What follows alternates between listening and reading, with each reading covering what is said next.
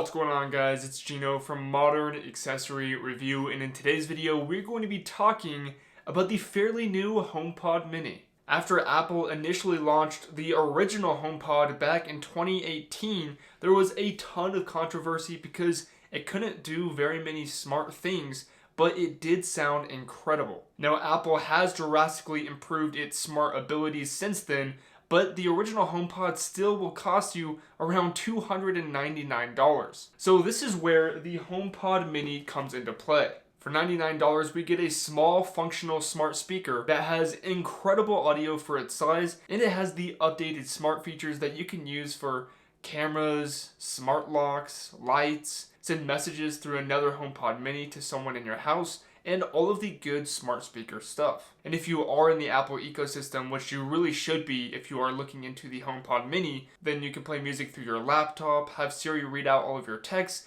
and all kinds of different Apple stuff. I am also a huge fan of the way the speaker was designed. We have two different colors, including space gray and white, which I obviously have here, and the outside is made of this modern looking mesh similar to the original HomePod, with the Apple logo on the bottom. Of course, we do have those signature color lights on the top along with the touch controls, and being only about 3 inches tall, the speaker is definitely small and has a comparable size to the Echo Dot and even the Google Home Mini. And because of its small size and design, it does fit into its surroundings extremely well. So whether it's in the kitchen or bedroom or another room, then it will look great either way. And going back to the color really quickly here, do keep in mind that the space gray is more apt to get smudges on the top while you're using all the touch controls, and the white HomePod Mini will hide most of those fingerprints. And speaking of the touch controls, they will allow you to do your regular things like change the volume up or down, double tap to go to the next song, or triple tap to go to the previous song. And similar to the original HomePod, Apple actually attached the cable to the back of the HomePod Mini,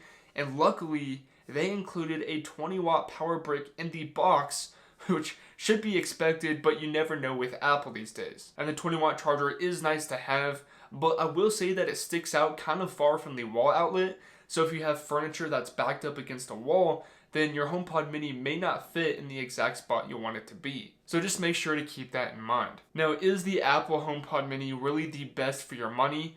Being completely honest, there are other options in the market like the Echo Dot or Google Home Mini that will be much better in terms of the price aspect, because they're about around that $50 mark, and you can get 2 of them for the price of one HomePod Mini. Plus, if you're wanting to get into the new smart home kind of thing, then Google and Amazon being number 1, do have the most smart accessories available to you through their virtual assistant. I think in terms of compatibility, it goes with Amazon first, and then Google, and then Apple being third, because they all have a decent amount of smart products, but Amazon has the most by far, and then Google, and then Apple. The speaker may not be the most cost-effective or the most compatible with other smart devices, but one thing it does have is incredible sound that beats all of the other mini smart speakers. At the height of being a little over 3 inches, this thing seriously packs some good audio. It gets decently loud, and it also has good bass with good clarity at all volumes. Similar to the original HomePod, I can definitely tell that Apple really spent some time trying to make the audio as perfect as possible. There's 360-degree audio, so wherever you want to place your HomePod Mini,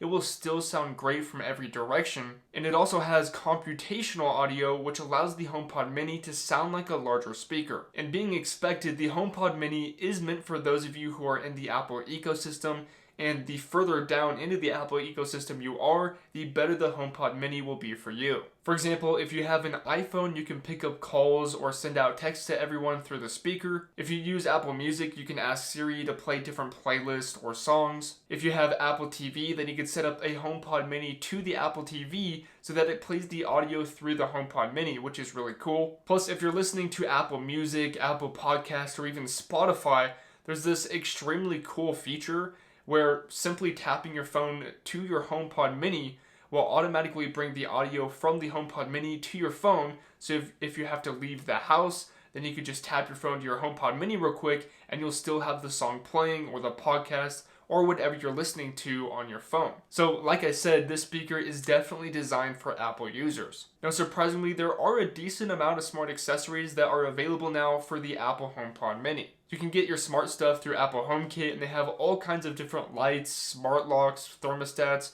and pretty much just your usual stuff. So final thoughts here, if you guys want that flawless Apple experience and the best sound in a mini speaker, then the Apple HomePod Mini might be a great option for you. Otherwise, definitely look into the Echo Dot or the Google Home Mini, as they will give you way more for your money. If you guys have any questions at all, make sure to drop them down in the comments below, and I will try my best to get back to you. But with all of that being said, thanks so much for watching, and I will see you guys in the next video. Peace!